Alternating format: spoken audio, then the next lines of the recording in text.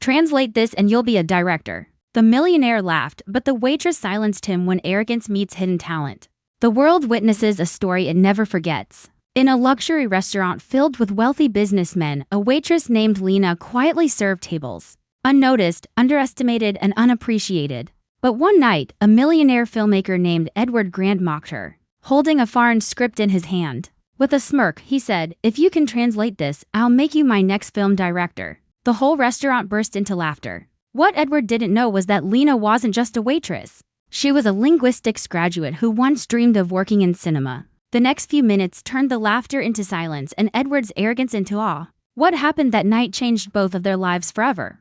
It was Friday night at the Golden Leaf, the most elegant restaurant in the city. Business tycoons, film stars, and powerful influencers filled the room. Among the servers hustling through the crowd was Lena, a quiet, polite waitress who always smiled despite the exhaustion behind her eyes. She worked double shifts to pay for her mother's treatment, and had given up her dream of becoming a screenwriter years ago. Yet, every time she saw a film star or director in the restaurant, something inside her reignited, a tiny spark of what she used to dream of. That evening, a table of wealthy filmmakers occupied the center of the restaurant. Leading them was Edward Grant, a millionaire director known for his arrogance and quick temper. He was complaining loudly about his new script. A foreign film written in an ancient European language. "This language is impossible," Edward barked. "I need a genius translator." "But I guess geniuses don't work in restaurants," his friends laughed. Lena, who was serving them wine, gently said, "Sir, if you don't mind, may I take a look at it?"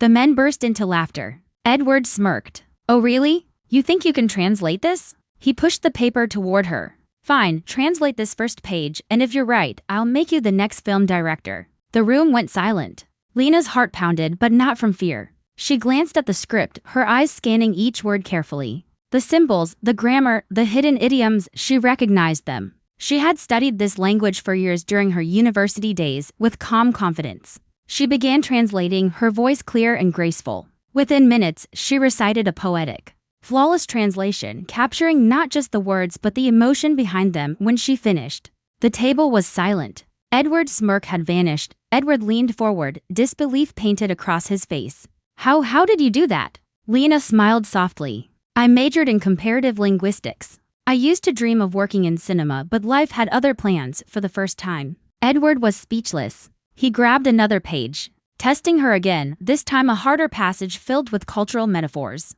Lena translated it effortlessly, adding context that even the original author would have admired. Other guests began to gather around, curious about the commotion. Phones recorded as the arrogant director was humbled by the restaurant waitress. Edward's tone softened.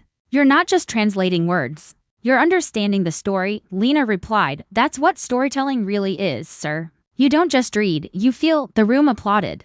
Edward's pride was slowly replaced by admiration. He offered her a seat at the table, but she politely declined. "I still have tables to serve," she said with a humble smile. That night, Edward couldn't stop thinking about her. The translation had depth, rhythm, and emotion his own team couldn't achieve. By morning, he called the restaurant owner and asked for her contact. A week later, Lena received an unexpected call from Edward's office. "Mr. Grant would like to see you." She hesitated, unsure if it was real. When she arrived at his studio, Edward greeted her with a completely different tone. No arrogance, no laughter, just respect. "I owe you an apology," he said. "I judged you by your uniform, not your mind." He handed her the same script, but this time her name was written on the cover page as translation and cultural consultant. Lena Harper. Lena's eyes welled up. She accepted the offer, and within weeks, her input reshaped the entire script.